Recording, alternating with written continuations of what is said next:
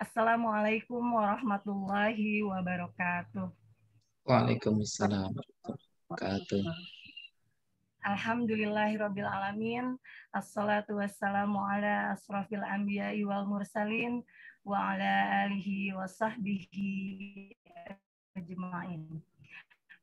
Rabbi shrah li sadri wa yassir li amri wahlul 'uqdatam min lisani yafqahu qawli.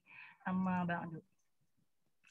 Marilah kita panjatkan puji dan syukur kehadirat Allah yang telah mempertemukan kita dalam kajian Ramadan ini dengan keadaan sehat walafiat. Salawat serta salam kita haturkan kepada Nabi kita Muhammad Sallallahu Alaihi Wasallam, juga kepada guru-guru kami, orang tua kami, pemimpin-pemimpin kami, serta muslimin dan muslimat. Yang kami hormati di sini Ibu Uun, Ustadz Lutfi, ada para pimpinan unit dari TATK, SD, SMP, SMA, serta dari Al-Azhar Bogor, BNR, serta dari Al-Azhar Syifabudi Telaga Bestari.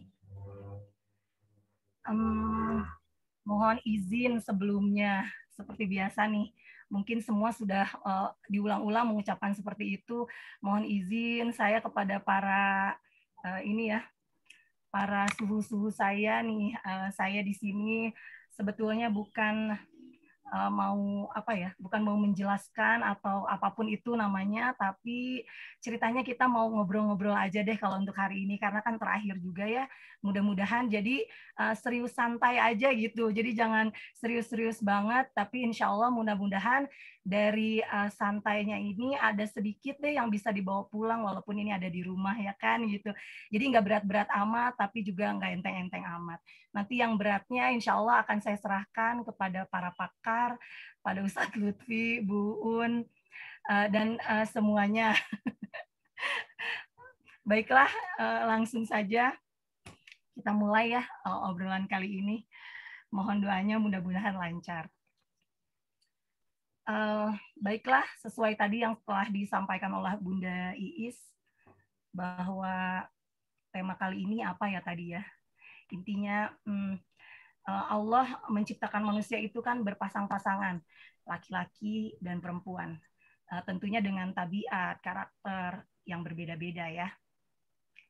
Tapi lalu muncul nih sekarang nih yang katanya lagi kekinian, lagi hits banget, yang katanya lagi booming banget, padahal saya juga nggak gitu tahu kalau ini booming banget atau viral banget ya. Tapi nah istilah ini dikenal dengan istilah feminisme dalam kehidupan. Jadi ada sekelompok perempuan yang mengusung jargon kesetaraan gender untuk menuntut hak yang sama. Maka dari itu, seperti tadi yang sudah saya sampaikan, kita akan ngobrol tentang feminisme dalam Islam. Nah, izinkan saya juga mau share screen nih, belum apa-apa, udah terima kasih aja ya. Nah, yang pertama itu tadi saya sudah terlihat belum ya Bunda Iis? Belum Bunda Hana. Terlihat ya? Belum.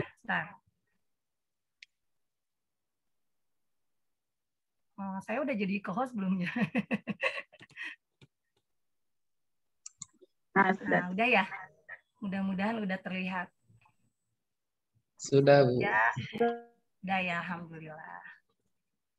Oke, jadi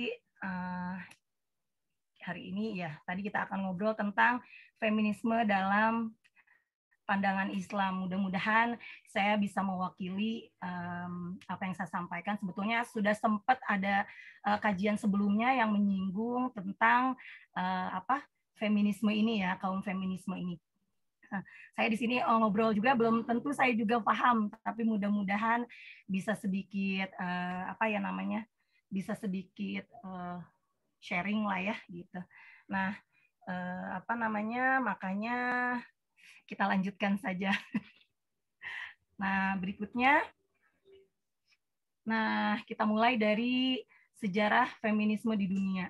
Jadi ternyata gerakan feminisme ini dimulai sudah sejak lama sekali ya, sejak abad ke-18 dan sangat berkembang katanya gitu. Nah, jadi sepanjang abad ke-20 yang dimulai dengan penyeruan persamaan hak politik bagi perempuan. Nah, feminisme itu sendiri adalah gerakan kaum perempuan dalam memperjuangkan emansipasi dan persamaan hak sepenuhnya tanpa membedakan antara kaum perempuan dan kaum laki-laki dengan tidak disertai pembatasan-pembatasan maupun tindak kekerasan atau diskriminasi. Nah, yang kita kenal feminisme atau kesetaraan antara laki dan perempuan itu yang pertama itu memang katanya itu datangnya dari barat gitu ya, dari negara Eropa sana gitu, di mana para perempuan itu menuntut persamaan hak dan keadilan dengan laki-laki. Nah, istilah ini selain sebuah gerakan juga menjadi sebuah paham ternyata ya. Siapapun yang menganut paham feminisme akan menyetarakan hak dan kewajibannya antara laki-laki dan perempuan. Banyak sekali ternyata tokoh-tokohnya nih yang mengusung tentang feminisme ini gitu. Tapi sepertinya tidak perlu disebutkan satu-satu ya, insya Allah akan panjang gitu ya. Nah, berikutnya ternyata selain di dunia, sejarah feminisme juga sudah sampai di Indonesia. Jadi gerakan ini sudah terdengar sejak tahun 60-an, namun menjadi isunya dalam pembangunan baru sekitar tahun 70-an. Saya juga belum lahir ya waktu itu. Kayaknya kita semua belum lahir deh di zaman itu ya kan. Kita kan masih muda-muda banget ya kan Bapak Ibu. Nah, dan gerakan ini dapat dibagi ke dalam 3 tahapan. Yang pertama, antara tahun 75 sampai 85. Nah, pada masa ini, hampir semua lembaga swadaya masyarakat itu tidak menganggap masalah gender sebagai masalah yang penting. Nah, jadi yang diusung dari dunia barat ini banyak sekali ya, dari feminisme liberal, ekstrim, dan lain-lain gitu ya. Itu hampir keseluruhannya semua gerakan feminisme ini untuk mengakhiri penindasan terhadap kaum perempuan. Jadi merasa nih perempuan-perempuan ini merasa tertindas ya gitu. Nah, kemudian jadi ternyata dari mereka merasa tertindas ini ada faktor pendukung feminisme dan banyak sekali ternyata faktor pendukungnya. Tapi saya ambil 4 deh dari yang banyak itu ya gitu. Nah, yang pertama, mereka itu merasa katanya kita itu sudah hidup di abad ke-21. Jadi anak-anak muda pada abad ke-21 nih kemarin udah sempat dibahas juga ya Bu Yaya ya. Abad ke-21 yang disebutnya katanya generasi milenial atau generasi Y apalah itu gitu ya. Adalah generasi yang kritis.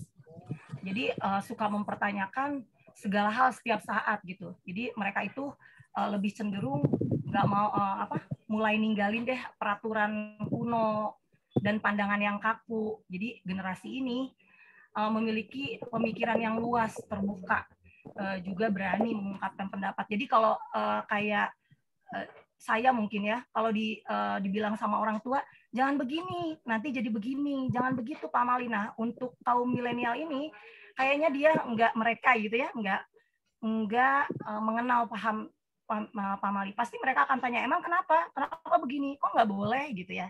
Nah, mereka pasti akan bertanya seperti itu gitu ya. Kurang lebihnya contohnya seperti itu. Nah, kemudian yang kedua, kaum feminisme ini merasa gitu ya, wanita itu masih sering mengalami catcalling di jalanan. Apa sih itu catcalling? Coba siapa yang ini ya, pasti Bapak Ibu guru bahasa Inggris pasti udah tahu deh catcalling apa. Nah, kalau saya searching di Google, catcalling itu kayak hal-hal yang dilakukan yang sifatnya kayak cari perhatian gitu.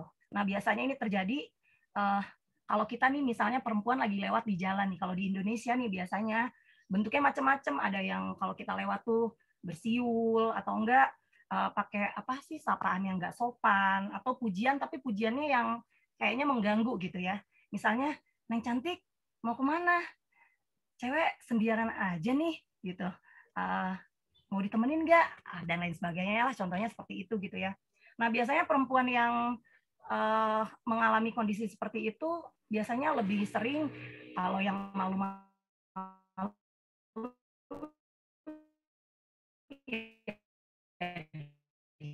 paling kalau melawan cuma ditertawakan aja. Jadi nah kaum feminisme ini merasa semua orang itu mempunyai hak yang sama untuk dapat kayak berjalan di jalan itu tenang gitu, nggak dapat panggilan-panggilan iseng gitu ya, nggak pantas dan sebagainya gitu. Jadi nggak pakai ada rasa malu, takut, khawatir, kalau bahasa anak sekarang jadi insecure ya gitu kalau jalan di jalan sendiri itu gitu ya. Sampai kalau kata bahasa Sunda itu kalau kata bahasa Sunda nih saya juga nggak ngerti ya. Hey ladies gitu ya. If you don't stand up for ourselves gitu, who else will gitu. Jadi mereka tuh kayak gitulah kurang lebihnya. Insya Allah Bu Amel pasti paham tuh bahasanya ya. Kalau saya salah mohon maaf. Nah kemudian di kaum feminisme juga mereka apa ya? Mereka menganggap dunia itu lebih memilih untuk mengajarkan cara menghindari pelecehan seksual pada wanita daripada mencegah pria melakukan kejahatan seksual. Misalnya kayak gimana sih ya? Kurang lebihnya kalau kata saya mungkin ya, dari usia muda itu wanita selalu diajari gitu kan, dari kecil gitu udah harus diajari hati-hati. Setiap keluar rumah mereka selalu jadi parno atau paranoid gitu ya, dan berhati-hati untuk nggak pergi dengan pria asing. Jadi udah diwanti-wanti gitu ya. Bahkan sebagian ada yang selalu kayak membawa alat, ada kayak semprotan merica atau apalah gitu ya, semacam itu. Tapi kenapa kalau kita nggak pernah lihat tuh kalau para lelaki atau para pria gitu ya diajari untuk tidak menyentuh perempuan tanpa izin gitu ya. Nah itu menurut kaum mereka gitu ya. Kemudian satu lagi, tidak ada alasan mengapa wanita tidak bisa menghasilkan uang sebanyak yang pria lakukan. Nah, menurut mereka gitu, apa yang membuat pria lebih siap atau mampu pada wanita? Mengapa seorang pria menghasilkan banyak uang daripada wanita, padahal gitu ya, pekerjaannya sama, pendidikannya sama gitu ya. Terus jadi mereka menganggap kita itu membutuhkan feminisme gitu.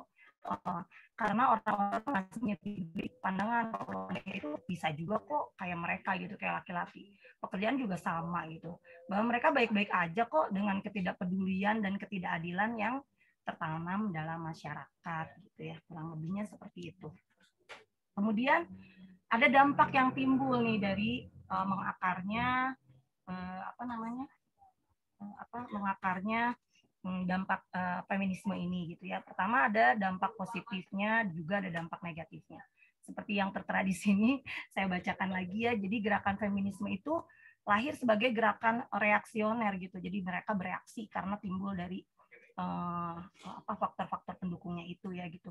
Bukan hanya gerakan yang bersifat cuma teori doang gitu ya, tapi berbagai aksi yang menyertai perjuangannya. Utamanya tuh kayak mobilisasi di bidang pendidikan atau riset gitu.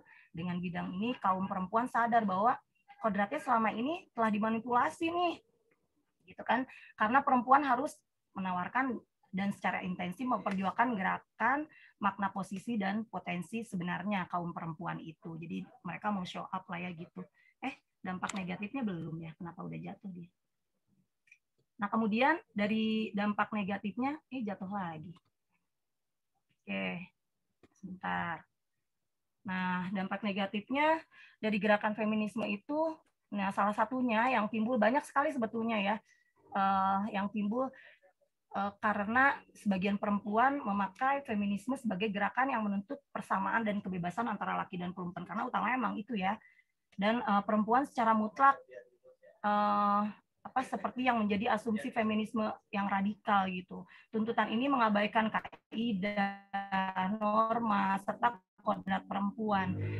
Dengan pemahaman tersebut, perempuan enggan untuk salah satunya melahirkan anak. Mereka menuntut agar ya sama aja kan gitu, perempuan juga pengen sama kayak laki-laki ya, jadi nggak perlu hamil kayak gitu, atau mengalihkan peranan tersebut kepada teknologi gitu ya.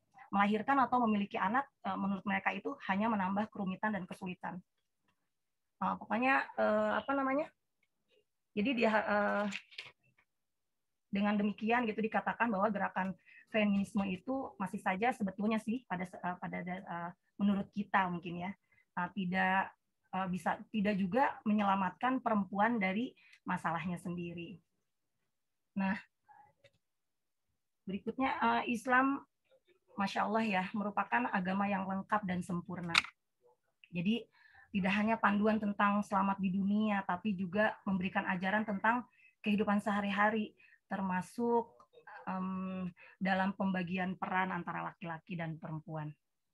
Nah, Islam memandang Islam memang tidak mengenal tentang feminisme baik di dalam Al-Quran atau hadis ya. Namun tentu saja agama Islam telah mengatur kesetaraan posisi perempuan dan laki-laki sedemikian rupa. Nah, kesetaraan laki-laki dan perempuan ini atau yang disebut kesetaraan gender ini tertuang dalam Al-Quran ya. Nah, ini seperti yang tampil di layar dalam surat Al-Hujurat ayat 13. Nah, ini bisa dilihat ayatnya langsung ya. Jadi saya bacakan artinya. Wahai manusia, sungguh kami telah menciptakan kamu dari seorang laki-laki dan seorang perempuan. Kemudian kami jadikan kamu berbangsa-bangsa dan bersuku-suku agar kamu saling mengenal. Sesungguhnya yang paling mulia di antara kamu di sisi Allah ialah orang yang paling bertakwa. Sesungguhnya Allah Maha mengetahui, Maha teliti. Nah, ayat ini menjelaskan bahwa Allah tidak membeda-bedakan manusia berdasarkan jenis kelamin, ras maupun etnis ya. Sebab semua manusia itu memiliki derajat yang sama di mata Allah secara gender. Allah tidak menganggap laki-laki memiliki derajat lebih tinggi daripada perempuan maupun sebaliknya.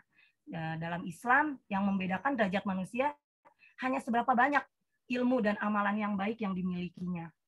Jadi sebagai agama yang sempurna, Islam sejak dulu telah memiliki pandangan tersendiri malah ya tentang kesetaraan gender ini gitu.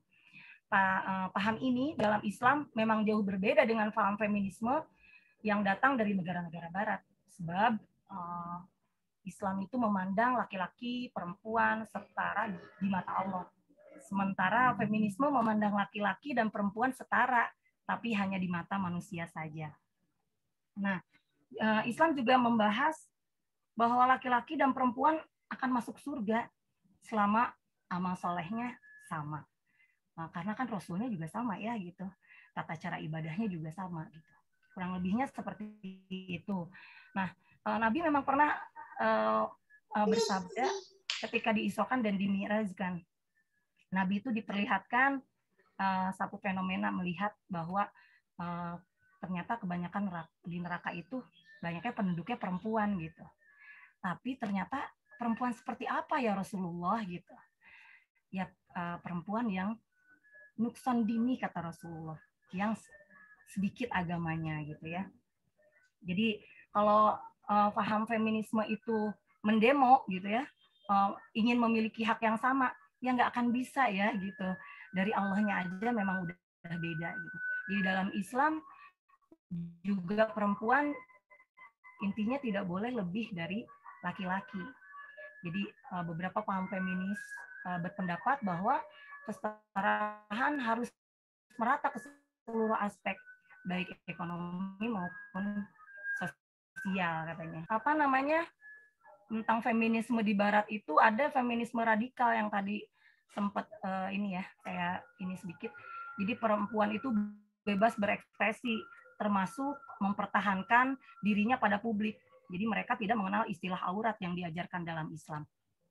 Nah, sedangkan Allah berfirman dalam surat An-Nisa ayat 19, yang artinya, wahai orang-orang yang beriman, tidak halal bagi kamu mewarisi perempuan dengan jalan paksa dan janganlah kamu menyusahkan mereka, karena hendak mengambil kembali sebagian dari apa yang telah kamu berikan kepadanya, kecuali apabila mereka melakukan perbuatan keji yang nyata dan bergaulah dengan mereka menurut cara yang patut. Jika kamu tidak menyukai mereka, maka bersabarlah. Karena boleh jadi kamu tidak menyukai sesuatu, padahal Allah menjadikan kebaikan yang banyak padanya. Nah, dari ayat yang tadi dapat sedikit kita lihat ya, sudah jelas banget dari ayat itu, apabila kaum feminisme membenci kekerasan pada kaum perempuan, Islam bahkan mengharamkannya gitu ya. Apabila kaum feminisme menginginkan kesetaraan perempuan dalam bidang pendidikan, maka dalam Islam perempuan wajib berpendidikan, sebab perempuanlah yang akan menjadi madrasah pertama untuk anak-anaknya. Kemudian apabila kaum feminisme menuntut persamaan hak perempuan dan laki-laki di rumah, maka Islam juga mengenal dengan keadilan dalam pembagian tugas dalam rumah tangga. Nah, kemudian Allah juga berfirman dalam surat At-Taubah ayat 71. Saya bacakan artinya aja ya. Dan orang-orang yang beriman, laki-laki dan perempuan, sebagian mereka menjadi penolong bagi sebagian yang lain. Mereka menyuruh bertaubat yang ma'ruf dan mencegah dari yang mungkar. Melaksanakan sholat, menunaikan zakat, dan taat kepada Allah dan Rasul-Nya. Mereka akan diberi rahmat oleh Allah. Sungguh Allah Maha Perkasa, Maha Bijaksana. Nah, beberapa paham feminisme memang bertentangan dengan Islam. Namun di sisi lain kemanusiaan, cara Islam dan kaum feminis itu dalam memandang perempuan memiliki kesamaan. Bahkan Islam lebih feminis malah ya dibanding kaum feminis sekalipun. Sebab Islam merupakan agama yang memuliakan perempuan. Nah, inilah yang menjadi pembeda konsep feminisme dan konsep kesetaraan gender dalam Islam. Salah satu cara Islam memuliakan perempuan justru dengan memerintahkannya menutup aurat. Tapi kaum feminis justru menganggap kalau menutup aurat itu suatu bentuk pengekangan buat mereka gitu ya. Nah, yang sungguhnya ini merupakan salah satu bentuk kasih sayang Allah ya gitu untuk kita. Ini juga tertuang dalam Al-Quran surat Al-Ahzab ayat 59 yang artinya, wahai Nabi, katakanlah kepada istri-istrimu, anak-anak perempuanmu, dan istri-istri orang mukmin, hendaklah mereka menutup jilbabnya ke seluruh tubuh mereka. Yang demikian itu agar mereka lebih mudah untuk dikenali, sehingga mereka tidak diganggu. Dan Allah Maha Pengampun, Maha Penyayang. Nah, cara lain Islam dalam memuliakan perempuan dengan menjadikan laki-laki pemimpin dan pelindung bagi mereka. Juga ada lagi nih satu lagi dalam sesuai dengan firman Allah dalam Quran surat An-Nisa. Dan orang-orang yang beriman, laki-laki dan perempuan, sebagian mereka menjadi penolong bagi sebagian yang lain. Mereka menyuruh berbuat yang ma'ruf dan mencegah dari yang mungkar. Melaksanakan sholat, menunaikan zakat, dan taat kepada Allah dan Rasul-Nya. Mereka akan diberi rahmat oleh Allah. Sungguh Allah Maha Perkasa, Maha Bijaksana. Intinya ya, Masya Allah, Islam itu betul-betul seperti yang Ustadz sampaikan, Islam itu rahmatan lil alamin gitu ya. Makanya sayang kalau tidak mau berislam, karena Islam sangat indah mengatur tatanan apapun dalam kehidupan ini. Pokoknya detail dalam segalanya gitu ya. Dunia ini cuma hiasan, ya. Dunia mataun katanya. Jadi karena sebaik-baik perhiasan adalah perempuan yang soleh. Jadi feminisme dalam Islam adalah ketika perempuan solehah. Wallahu a'lam. Itu saja yang bisa saya sampaikan. Kurang lebihnya mohon maaf. Yang salah, yang kurang datangnya dari saya. Kesempurnaan hanya milik Allah. Mudah-mudahan obrolan ini dapat disempurnakan oleh para pembina-pembina, terutama Ustadz. Mohon dimaafkan atas segala kekurangan. Billahi taufiq wal hidayah. Wassalamualaikum warahmatullahi wabarakatuh.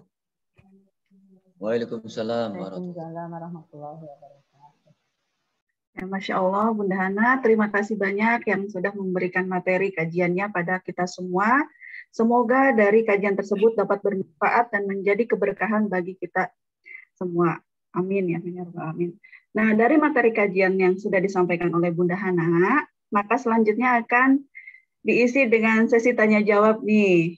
Ya, Bapak Ibu guru yang ingin bertanya, oke, kami persilahkan. Boleh melalui langsung. Iya, gimana Bunda Hana? Tanyanya langsung ke Pak Ustadz ya. Oke, silahkan di sini. Karena saya ini juru ngobrol aja. Jadi kalau pertanyaan yang menjawab langsung Pak Ustadz, mohon izin.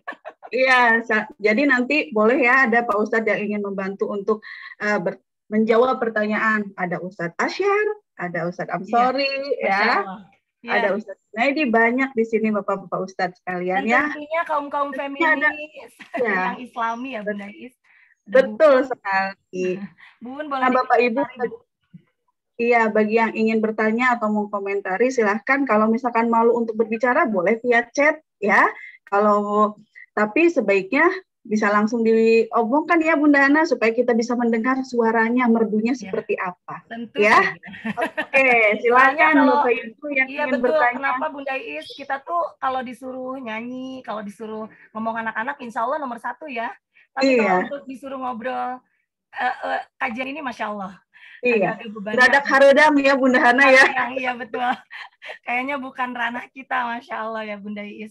Tapi ya mudah-mudahan bisa sedikit ini ya, bukan pencerahan karena ini nggak cerah juga soalnya. Iya, mungkin ada Saya boleh tanggapan. nanya nggak? Iya. Siapa boleh. yang? Aduh, iya. Coba Bapak Ibu Guru di-on-kan kameranya ya supaya bisa melihat nih Maaf. wajah cantik dan gantengnya. Ayo, coba. Nih yang mau bertanya tadi siapa? Maghrib 17.53. Pakai set SMA, aduh. Aduh, jadi saya ikut mengadu Ini ini belum gimana? apa-apa, Bunda Iis dan saya udah aduh duluan. Oke, silahkan yang ingin bertanya. Oke. Oh, Bapak SMA Aska. Iya. Ya, silahkan Pak. Pertanyaannya simple aja. Kenapa sih perempuan itu sering merasa insecure gitu? Kan yang di catcalling itu nggak hanya perempuan aja, laki-laki juga kadang-kadang lewat di gerombolan orang itu ada takut, ada malunya juga gitu. Kalau masalah catcalling ya, catcalling itu bukan berarti manggil, kucing-kucing sini, bukan begitu ya. Ya, itu yang pertama, kenapa sih sering insecure. Yang kedua, mengenai kesetaraan ya. Dari segi fisik juga kan sudah berbeda gitu ya. Ketika ingin kesetaraan, kemudian si cewek disuruh ngangkat galon dan gas kan nggak mau juga kan ya. Iya. Betul? Setuju. Ya, kayak begitu. Jadi mungkin memang kesetaraan ini hanya apakah gitu ya, yang diminta perempuan itu semua bidang atau bidang-bidang tertentu yang mereka pilih sesuka hatinya gitu. Gitu ya. Nah, itu dua aja, insecure sama bidang-bidang yang mereka pengen kesetaraan yang sesuka hatinya itu ya. Oke, silahkan. Masya Allah. Ini saya harus jawab ya Pak. Ayo silakan Bunda Hana. Aduh, ada dua pertanyaan. Satu pertanyaan di bawahnya ada anak-anaknya tuh. Perempuan kenapa merasa selalu insecure? Ya Pak Upi ya? Begitu. Terus yang kedua, kesetaraannya itu apakah semua bidang atau sesukanya? Kayaknya ini curhat ya sepertinya. Jadi ternyata mungkin Pak Upi juga sering di catcalling sama orang. Aduh, mohon izin, mohon maaf, tapi ini sih apa namanya ya, ikut pengalaman, bukan pengalaman pribadi ya. Pengalaman siapa dong? Jadi intinya sebenarnya perempuan itu memang apa namanya, kalau kembali dulu sebelum ke catcalling ya, jadi tetap intinya perempuan udah nggak akan bisa disamain sama perempuan gitu, sama laki-laki gitu ya, karena perempuan itu kan diciptakan nih sama Allah nih gitu ya. Aduh, mohon nanti dibetulkan. Diciptakan dari Allah itu katanya kan dari tulang rusuk yang bengkok ya kan, yang kalau diluruskan aja sedikit aja kan bisa patah katanya kan gitu ya. Jadi faktanya jadi sudah jelas di situ pun gitu, karena laki-laki memang sudah apa ya, qadarullahnya memang lebih kuat dari perempuan gitu. Jadi dia pasti akan merasa insecure itu tanpa dipungkiri deh. Saya juga ngerasain hal itu gitu. Sekuat apapun yang merasa dia kuat, kalau saya sih kuat nggak kuat ya Pak gitu. Nggak kuat lambaikan ini apa, kerudung putih ya. Intinya seperti itu. Jadi makanya suka dibilang perempuan itu apa, manusia yang lemah, bla bla bla bla gitu ya, dan seterusnya. Makanya dia selalu merasa insecure karena memang sudah dari Allahnya memang kodrat perempuan seperti itu gitu ya. Jangan kan gitu deh. Kayak misalkan gini aja. Kalau misalkan nih, ini yang sudah memiliki pengalaman pasti ya, yang punya anak gitu ya. Bapak dan ibu nih kalau anaknya jatuh nih, kalau ibunya pasti udah khawatir kan, udah nangis, udah panik, kayak apa nangis gimana gitu. Tapi kalau bapaknya pasti nanggepinnya santai aja, coba dilihat langsung gitu kan, langsung tindakan gitu. Kalau perempuan kan malah riuh duluan gitu ya, heboh duluan. Salah satu contohnya juga kayak gitu. Kayak saya ngelihat cecak duluan, bukannya ambil tindakan apa, malah lari gitu ya, malah teriak-teriak gitu. Itu salah satunya deh buat ke diri sendiri. Makanya kenapa disebut catcalling, mungkin seperti itu. Nah yang kedua tadi apa ya? Saya jadi lupa. Yang kedua itu kesetaraannya itu dalam semua bidang atau sesukanya katanya gitu, atau hanya dalam beberapa bidang saja? Iya, kalau sedikit dari yang saya searching Jadi mereka kalau dilihat benar-benar yang dilarang, mereka yang mereka lakukan gitu ya. Jadi sepertinya mereka pilih yang asik-asik buat mereka gitu ya. Yang menurut mereka itu positif buat mereka tapi negatif buat kita, dia pilih. Jadi maka dari itu, jadi kaum feminisme ini makanya kenapa dipilih ada yang radikal, liberal, ekstrim, ada yang moderat kayak gitu-gitu ya. Jadi karena mereka milih-milih gitu kan ya. Oh yang ini yang nggak boleh nih sama agama, kayak misalnya kaum LGBT kan kayak gitu ya. Mereka menghalalkan segala cara untuk supaya mereka ya hal itu menurut mereka ya sah-sah aja gitu. Seperti itu. Karena intinya ya kembali lagi ke keimanan masing-masing ya Pak. Wallahu a'lam, mohon maaf. Itu saja. Ada yang bisa bantu. Berarti insecure tuh emang moodnya kaum perempuan begitu ya? Insya Allah kayaknya kayak gitu Pak. Bapak mah tetep deh. Saya ini Bapak tanya aja saya insecure Pak. Soalnya kan perempuan itu ada 3 pasal dalam perempuan ya yang saya betul. tahu. Nah, Bapak yang pertama perempuan ya. tidak pernah salah. Betul. Yang kedua pasal kedua kalau perempuan salah kembali ke pasal 1. Betul. Pasal ketiga perempuan boleh menyalahkan secara sepihak gitu ya. Betul Pak, tapi itu saya betul, setuju. Pak. Saya setuju Pak. Jadi Bapak boleh survei dari 100 orang perempuan, pasti yang menyatakan setuju 99. Yang satunya paling pura-pura ikut aja supaya dibela gitu ya sama suaminya atau sama kaum laki-laki lah gitu. Tapi pada intinya kayak gitu karena memang sudah secara lahiriahnya memang Pak seperti itu ya. Dari kondisi kalau kita mau lihat fisik aja kondisinya lebih berbeda. Laki-laki ya ini akan saya gugat ke MA ya.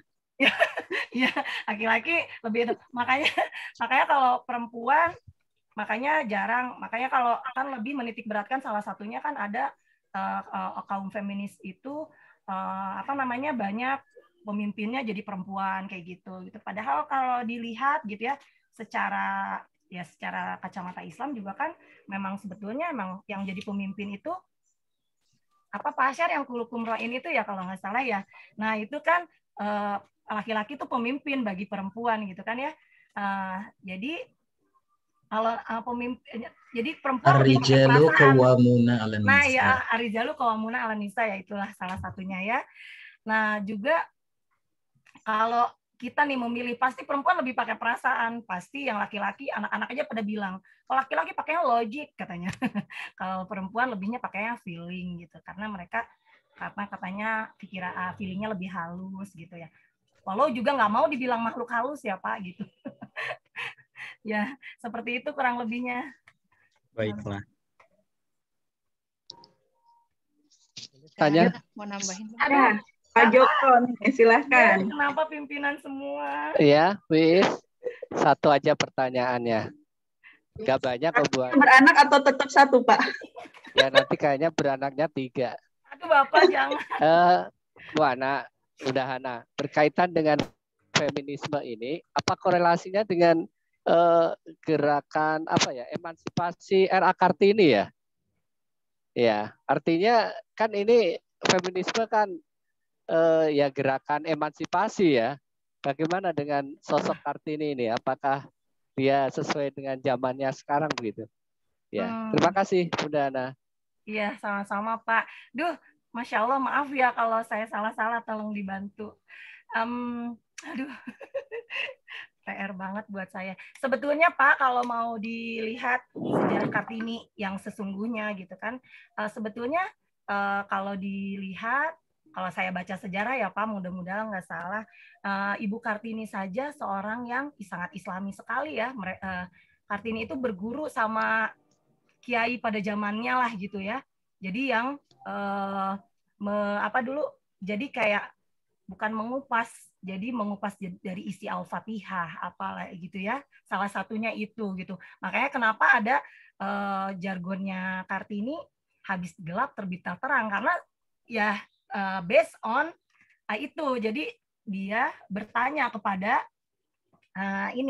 kepada ulama gitu ya dulunya. Jadi sebetulnya kalau Kartini yang sebenarnya ya emansipasinya sudah sesuai dengan maksudnya tetap dalam koridor agama. Tapi mungkin seiring berjalannya waktu, nah minta kebersamaan hak kayak gitu-gitu, mengatasnamakan Kartini sebetulnya tidak semuanya benar gitu kalau menurut saya ya. Jadi ada sebagian yang sebetulnya Kartini tidak seperti itu gitu. Nah, ada lebih ke situ sih. Itu mungkin, maaf, itu saja. Allah. Pak Asar mau menambahkan atau Pak Joko? Maaf. Ibu saya sedikit aja ya, mudah-mudahan. Oh iya, dari segi sejarahnya itu Bu, boleh silakan Bu Un. Udah siap-siap.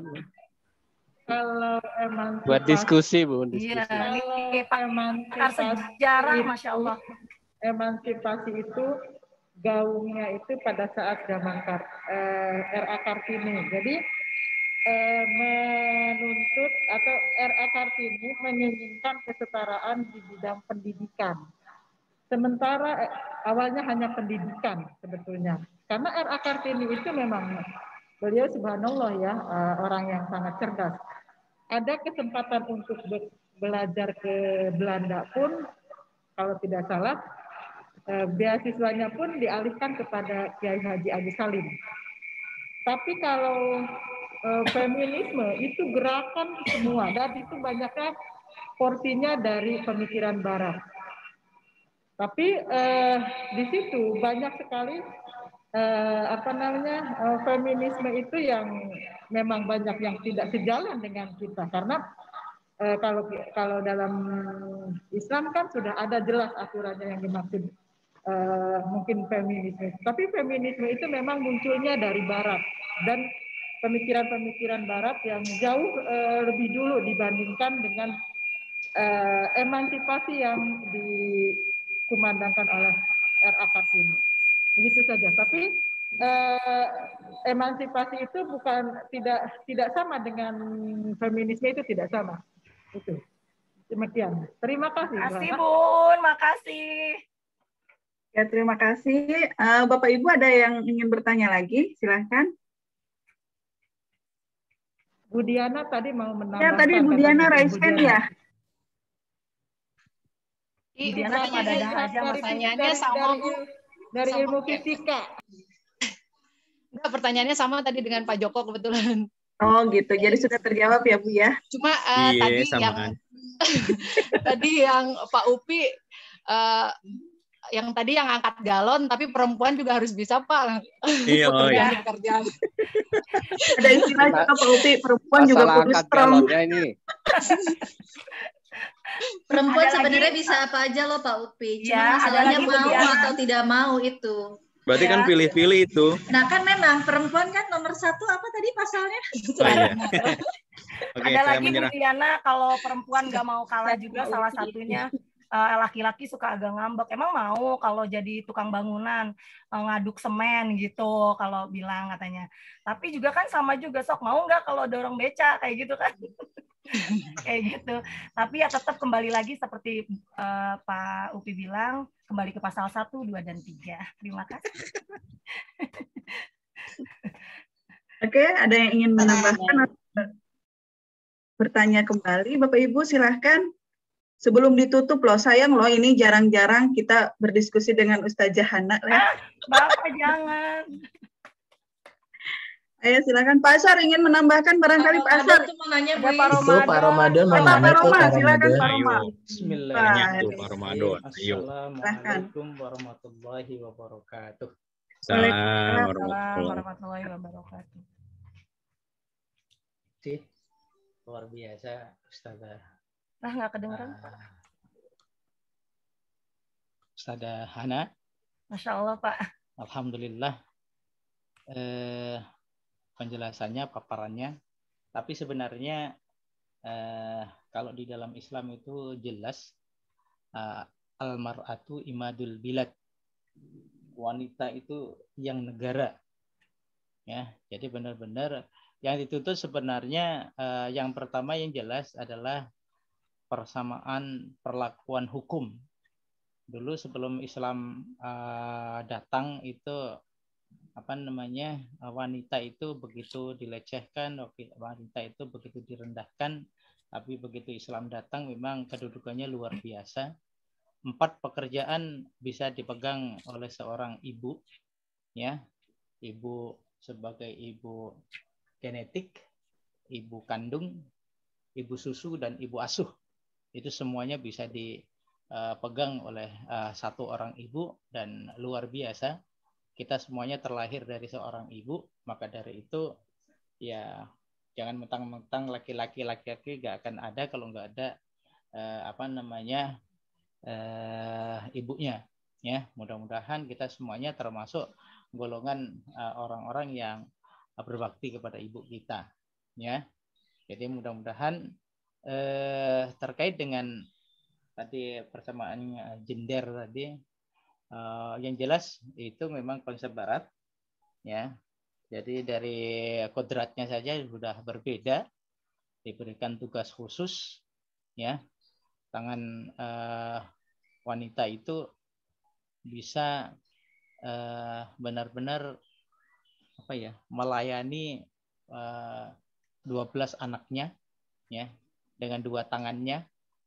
Akan tetapi kalau seorang bapak nggak bisa, direpotin 1 anak saja kadang-kadang udah liar gitu, ya. Udah ngeluh ya Pak. Jadi luar biasa. Pasti ngeluh. Ya, jadi luar biasa seorang ibu. Nah, maka dari itu topik yang saat ini dibicarakan oleh Bunda Hana benar-benar ya mengingatkan kita kembali. Mudah-mudahan meskipun sesibuk apapun ibu ngajar di sekolah, jangan melupakan tugas di rumah. Sebagai seorang ibu, sebagai seorang istri. Jadi secanggih apapun, kalau sudah kembali ke rumah, sebagai seorang ibu, sebagai seorang istri yang patut untuk dimuliakan dan dihormati. Nah, sebagai seorang bapak juga begitu. Jangan lupa sesekali juga ngepel, juga cuci piring, itu luar biasa. Biar kita nggak kalah sama ibu-ibu pahalanya di puasa. Oke, Ibu, itu aja tambahannya. Terima kasih. Assalamualaikum warahmatullahi wabarakatuh. Ya, ada lagi Pak Asyar, silakan Pak Asyar. Orang pengen dengar loh suara Pak Asyar. Baik, ini menambahkan mungkin kalau kita deteksi di dalam Al-Quran ada beberapa kata tentang Allah menyebutkan di dalam Al-Quran itu ada di dalam beberapa ayat imro'atun, kemudian nisaun, kemudian ungsa. Jadi Allah tuh sebetulnya mengangkat derajat manusia, khususnya kaum perempuan itu sangat luar biasa. Bahkan dalam hadis Nabi itu kan dijelaskan bahwasanya kedudukan perempuan itu 3 tingkat dibandingkan ayah. Karena memang secara lahiriah perempuan ini memiliki keutamaan-keutamaan yang luar biasa. Dan sebagai wanita yang solehah, jadikanlah ibu dari kita semuanya yang ada di rumah kita masing-masing menjadi salah satu jalan kita masuk ke surganya Allah. Karena di dalam rumah kita yang masih ada ayah ibunya, beruntunglah Bapak Ibu, istilahnya kuncinya surga itu ada di rumah kita masing-masing. Hormati ibu kita. Itu mungkin tambahan dari saya, Bunda Hana. Terima kasih Bu Iis.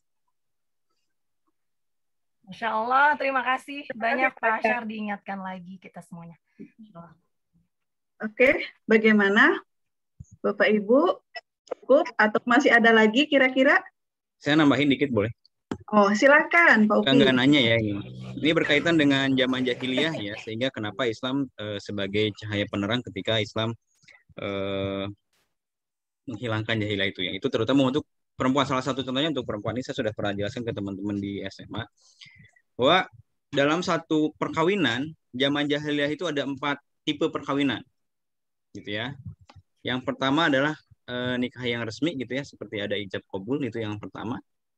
Yang kedua, perkawinan itu terjadi bila begini, sudah si A dan si B sudah menikah nih. Si A-nya laki-laki, B-nya perempuan.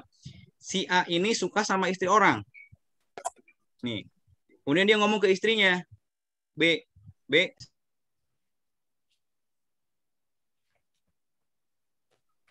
Di mute Pak Upi. Kok di mute Pak Upi? Di mute Pak. Saya nggak nyadar kalau di mute. Oke, baru yang sampai di B ya, baru sampai B. Oke, kok bisa ke mute? Yang si B-nya itu kan istrinya ya. Jadi yang pertama, ulangi lagi ya, takut salah. Yang pertama nikah seperti biasa, ada ijab kabul dan lain. Yang kedua adalah ketika sudah ada pernikahan nih si suami dan istri, si suaminya suka sama perempuan lain. Ya baik yang sudah punya suami ataupun yang tidak gitu ya. Kemudian dia menyuruh istrinya untuk disampaikan kepada si perempuan itu bahwa dia suka dan dia mau berhubungan badan, dan itu boleh. Itu dibolehkan zaman jahiliyah itu, sehingga sampai dia berhubungan badan dan hamil benar-benar oleh si suaminya ini gitu ya, dengan perempuan lain. Si perempuan itu sampai hamil, itu diperbolehkan zaman jahiliyah. Kemudian yang ketiga, satu perempuan boleh digauli oleh 10 laki-laki dalam satu kelompok ya. Nanti menentukan itu anak siapa dari di antara 10 orang itu, siapa yang laki-lakinya yang menurut perempuan itu perasaannya paling kuat, dia sukanya ya. Nah jadi misalkan dari 1 sampai 9 dia merasa paling kuat itu, perasaanku paling kuat ke nomor 1 sampai 10 ke nomor 7, berarti dia itu anaknya si nomor 7. Si nomor 7 harus terima bahwa itu anaknya. Nomor yang lainnya harus tidak boleh mengakui bahwa itu anaknya. Seperti itu. Dan yang keempat, yang terakhir itu hampir disamakan, kata Aisyah radhiyallahu anhu, itu disamakan dengan prostitusi. Jadi ada satu rumah, ada satu perempuan di dalamnya situ, laki-laki siapapun boleh masuk ke situ. Sampai dia mengandung, kemudian melahirkan, nanti si perempuan ini akan mengumumkan, udah lahir nih anaknya gitu ya. Sudah lahir anaknya. Kemudian nanti yang sudah pernah ke rumah itu dikumpulkan laki-lakinya. Yang sudah ke rumah itu. Kemudian ditentukan siapa yang paling mirip dengan bayinya. Dan ketika yang paling mirip, misalkan dari antara, misalkan ada 20 yang masuk gitu ya. Nomor 20 yang mirip, berarti nomor 20 adalah ayahnya. Berarti dia harus bertanggung jawab sebagai ayah. 1 sampai 19 itu tidak bertanggung jawab sebagai ayah dan harus menerima kalau itu anaknya nomor 20. Itu terjadi di zaman jahiliyah. Ini saya dapat dari bukunya Profesor Dr. Ragib As-Surjani gitu ya. Itu dari Arab gitu ya.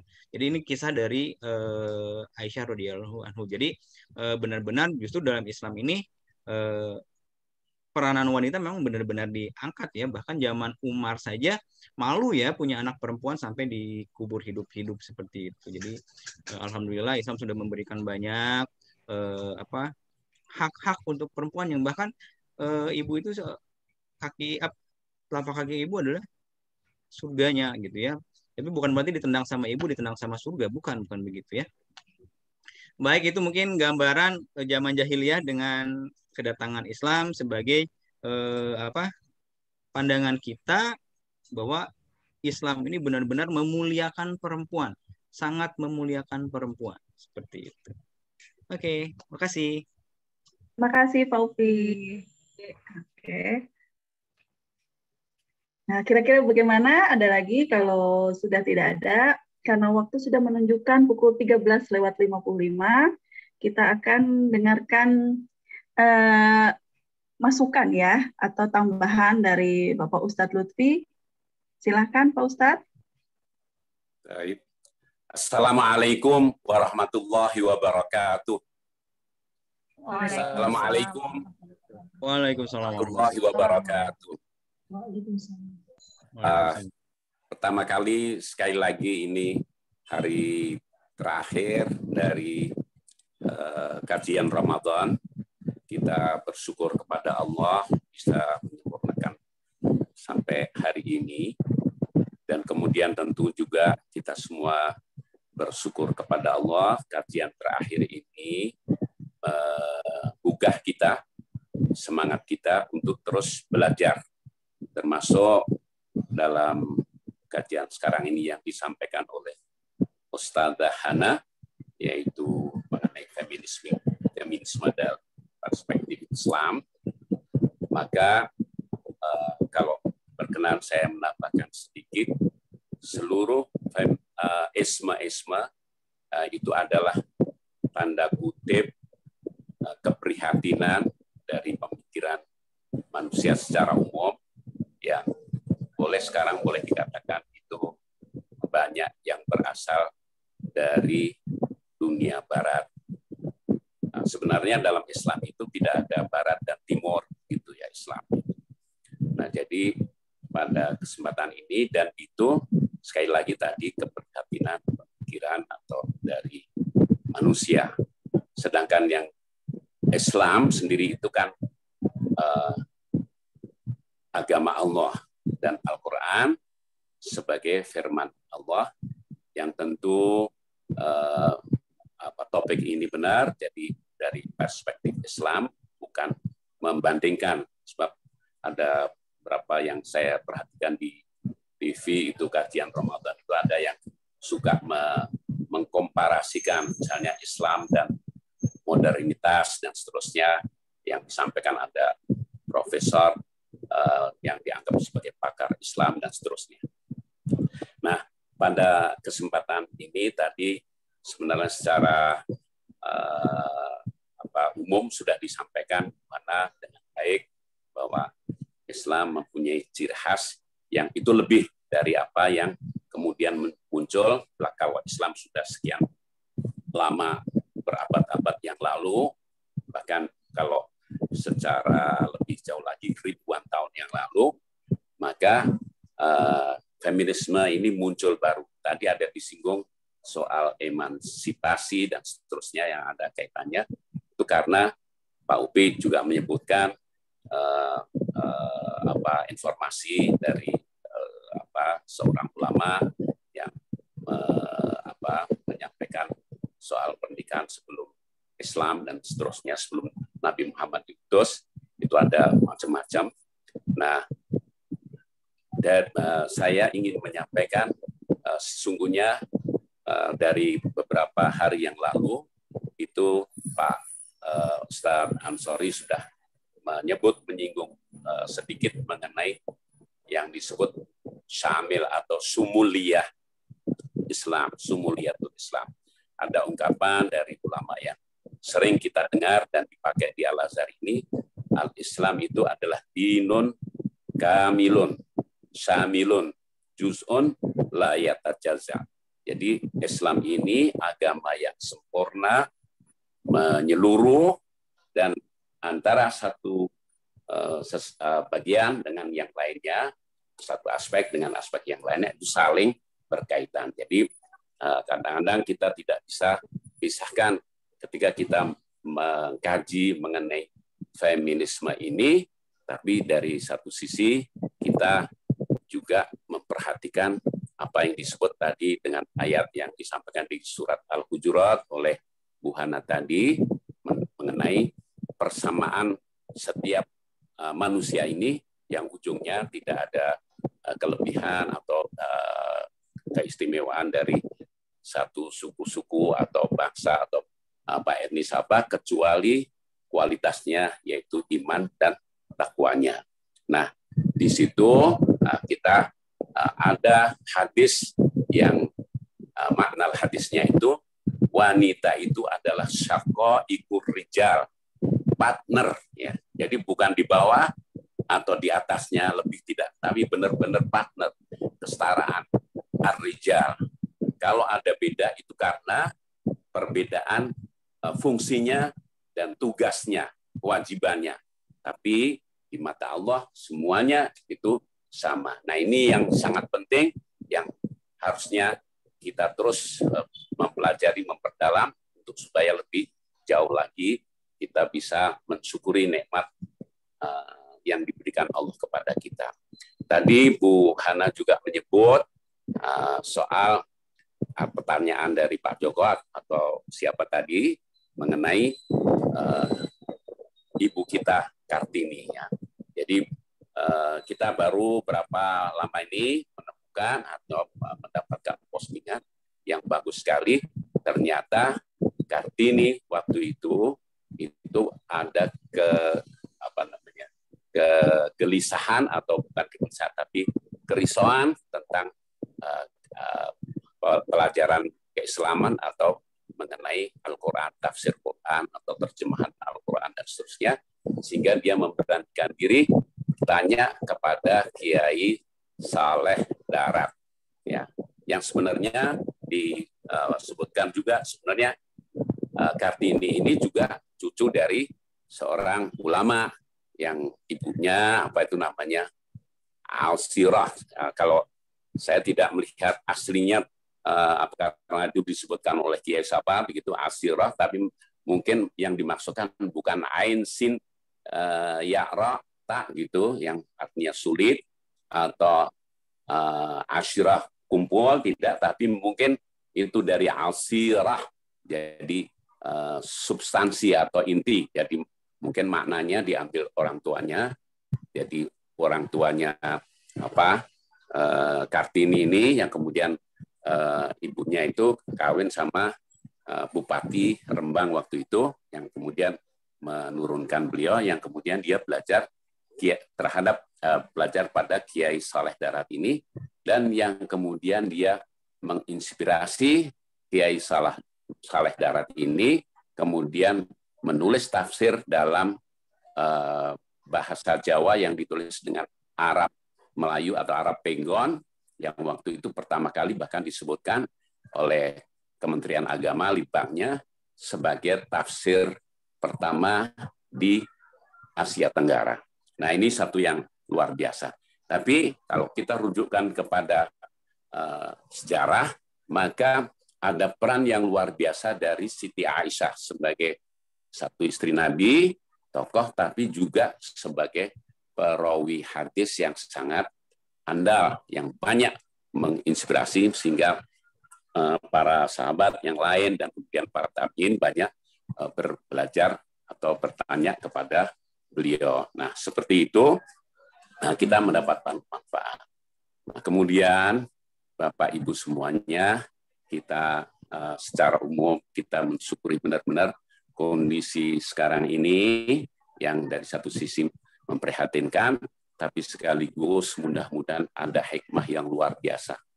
Adanya pandemi sekali lagi di momentum bulan Ramadan ini, kita kuatkan keimanan kita ini dan mendekatkan diri kepada Allah dengan saran dari kajian-kajian sebelumnya teman-teman kita baca Quran dan seterusnya.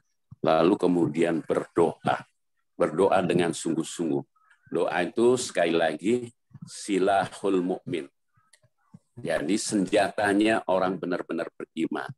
Kalau dulu tahun 40-an, awal 40-an, itu 2 kota besar di Jepang bisa dihancurkan oleh bom atom nuklir, maka sesungguhnya doa itu bisa juga membuat sesuatu yang kering, gersang, kerontang, kemudian menjadi sangat makmur.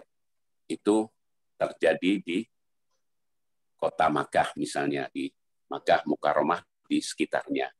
Dan tentu juga doa akan bisa membuat suasana yang tidak aman, kalu dan sebagainya menjadi teduh. Semuanya itu bagi Allah tidak ada yang mustahil. Tinggal kita mengasah benar-benar senjata kita ini, menguatkan, memfungsikan senjata ini, dan kita kita upayakan supaya keterampilan kita menggunakan senjata ini baik, yaitu dengan terus mendekat kepada Allah, menyucikan diri, membersihkan hati kita, yaitu semuanya itu dengan cara pertama istighfar kepada Allah, mohon ampun kepada Allah. Kita ini bukan apa-apa, kita ini bukan ulama, kita ini bukan orang hebat, apalagi jauh dari hal-hal yang sifatnya luar biasa, yang dekat dengan Allah. Tetapi kalau kita sungguh-sungguh istighfar, insya Allah Allah akan berikan ampunan karena Allah menjamin semuanya itu. Nah, kemudian kita berdoa, dan doa kemudian kita implementasikan agama ini dalam kehidupan. Kalau kita sebagai suami, maka bagaimana suami ini, kita ini bisa menjalankan agama dengan baik, yaitu berbuat sesuatu yang terbaik untuk istri kita, di rumah kita, dan apa yang bisa kita lakukan terhadap anak kita semuanya. Begitu juga kalau kita, misalnya ibu sebagai istri, bagaimana menjalankan fungsi atau melakukan hal yang terbaik sebagai amanat dari Allah sebagai istri kepada suaminya, hormat bagaimana beretika dengan suaminya yang baik, melakukan memposisikan suami adalah imam benar-benar di rumah kita. Kalau ada kekurangan kita bisa kasih masukan yang baik dan sebagainya. Begitu juga kita bertanggung jawab terhadap amanat yang Allah berikan kepada kita, anak-anak kita, laki perempuan, dan untuk sekolah atau institusi kita juga punya amanah terhadap anak didik kita. Semuanya ini kita berikan dengan sungguh-sungguh, ketulusan, semata-mata mudah-mudahan di bulan Ramadan ini doa kita terkabul, kita bisa tulus, ikhlas dalam melayani mereka sebagai anak didik kita, bukan kita lebihkan dalam perlakuannya, tapi kita maksudnya kita jalankan amanat Allah dalam mendidik, dalam memberikan suatu dengan sungguh-sungguh, dengan kesadaran bahwa semuanya itu semata-mata karena Allah, supaya mereka juga mendapatkan tuntunan etika yang baik, adab yang baik, dan kita bisa satu saat bisa membanggakannya atau bersyukur kepada Allah bahwa putra-putri kita, anak didik kita menjadi anak-anak yang soleh, solihah, dewasanya, bermanfaat untuk mereka sendiri, keluarganya, negara, dan tentu agamanya, imannya, dan semuanya dipersembahkan hanya semata-mata kepada Allah Subhanahu wa Ta'ala saja. Begitu Bu Iis, dan terima kasih kepada Bu Hana, jazakillah khairan katsiran, mudah-mudahan kita bisa menjalani Ramadan ini hari-hari berikutnya, dan kita siapkan untuk iktikaf. Kalau tidak bisa iktikaf di masjid, kita lakukan amalan-amalan iktikaf di rumah. Mudah-mudahan kita mendapatkan berkahnya di rumah, membaca Quran sebanyak-banyaknya, sholat sebanyak-banyaknya dan sekhusyuk-khusyuknya, dan pelayanan terhadap keluarga kita sebaik-baiknya, sambil juga kalau ada kelebihan dan sebagainya kita berbuat baik kepada sesama siapapun, mulai dari yang dekat dulu. Demikian Bapak Ibu, saya banyak minta maaf, ini banyak ngomong sedikit. Mudah-mudahan kalau ada kesalahan, Bapak dan Ibu semuanya bisa memaafkannya, dan kita doakan semuanya, termasuk sekolah kita, institusi kita, dan semua bangsa kita, dunia Islam kita ini, semuanya menjadi lebih baik dengan wabah pandemi ini. Mudah-mudahan akan segera berakhir, dan kita mendapatkan keberkahan dari Allah setelah kita diuji sekian lama. Mudah-mudahan kita bisa move on dalam pengertian yang positif. Terima kasih. Wassalamualaikum warahmatullahi wabarakatuh. Waalaikumsalam warahmatullahi wabarakatuh. Terima kasih Ustaz. Semoga Allah Subhanahu wa Ta'ala mengabulkan semua harapan dan doa yang terbaik. Amin, amin, ya Rabbal Alamin. Bapak Ibu Guru, alhamdulillah acara demi acara sudah kita lalui hingga tibalah di penghujung acara, yaitu doa bersama yang akan dipimpin oleh Ustadz Roma. Silakan Pak Ustadz. Assalamualaikum warahmatullahi wabarakatuh. Waalaikumsalam warahmatullahi wabarakatuh. Ibu, mari sama-sama kita awali dengan membersihkan hati kita. Astaghfirullahaladzim, astaghfirullahaladzim, astaghfirullahaladzim. Innallaha ghafurur rahim. A'udzu billahi minasyaitonir rajim. Bismillahirrahmanirrahim. Hamdan syakirin, hamdan na'imin, hamdan yuwafi ni'amahu wa yukafi'u mazidah. Ya Rabbana lakal hamdu wa lakal syukru kama yanbaghi li jalali wajhikal karim wa li 'azimi sultanik. Allahumma salli wa sallim wa barik wa karrim ala nabiyyina Muhammadin وعلى آله وأصحابه أجمعين. اللهم إنا نسألك سلامة في الدين وعافية في الجسد وزيادة في العلم وبركة في الرزق وتوبة قبل الموت ورحمة عند الموت ومغفرة بعد الموت. اللهم هون علينا في سكرات الموت والنجاة من النار والعفو عند الحساب. اللهم إنا نسألك إيمانا دائما ونسألك قلبا خاشعا ونسألك علما نافعا ونسألك يقينا صادقا ونسألك عملا صالحا ونسألك دينا قيما ونسألك خيرا كثيرا ونسألك العفو والعافية ونسألك تمام العافية ونسألك الشكر على الآفية ونسألك الغناء عن الناس. اللهم ربنا تقبل منا صلاتنا وصيامنا وقيامنا وتخشعنا وتضرعنا وتعبدنا وتمم تقصيرنا يا الله يا الله يا الله يا أرحم الراحمين. وصلى الله على خير خلقه نبينا محمد وعلى آله وصحبه أجمعين والحمد لله رب العالمين. الفاتحة. أعوذ بالله من الشيطان الرجيم. بسم الله الرحمن الرحيم. الحمد لله رب العالمين الرحمن الرحيم مالك يوم الدين. إياك نعبد وإياك نستعين. اهدنا الصراط المستقيم صراط الذين أنعمت عليهم غير المغضوب عليهم ولا الضالين.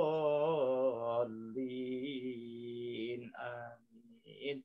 Terima kasih. Assalamualaikum warahmatullahi wabarakatuh. Waalaikumsalam warahmatullahi wabarakatuh. Alhamdulillah, acara kajian hari ini sudah terlaksana dengan lancar. Terima kasih Bapak Ibu Guru yang sudah semangat mengikuti seluruh rangkaian kajian di bulan Ramadan ini. Semoga Allah Subhanahu wa Ta'ala mempertemukan kita lagi di kajian bulan Ramadan tahun-tahun berikutnya. Amin, amin, ya Rabbal alamin. Selaku pembawa acara pada kajian hari ini, jika terdapat kata maupun sikap yang kurang sopan, saya pribadi memohon maaf yang sebesar-besarnya. Beli ikan di Jati Asih.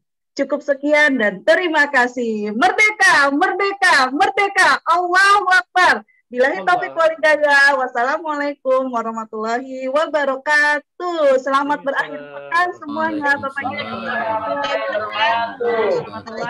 Selamat berjumpa Ramadan tahun depan, insya Allah. Terima kasih semuanya. Lagi di jalan dari sekolah, hati-hati ya. Cuaca di Pamulang juga. Maaf lahir batin. Terima kasih semuanya. Maaf lahir batin, Bu Un. Lahir batin semuanya. Tadi terima kasih Pak Di. Sampai jumpa tahun depan ya. Selamat berbuka puasa. Tadi lagi Pak. Nadim, salam kangen. Iya, kangen juga sih sebenarnya. Iya, main-main ke Kemang. Ya, insya Allah. Ya Bu Ana, makasih Bu Ana. Terima kasih semuanya. Sama-sama Pak, makasih support-nya.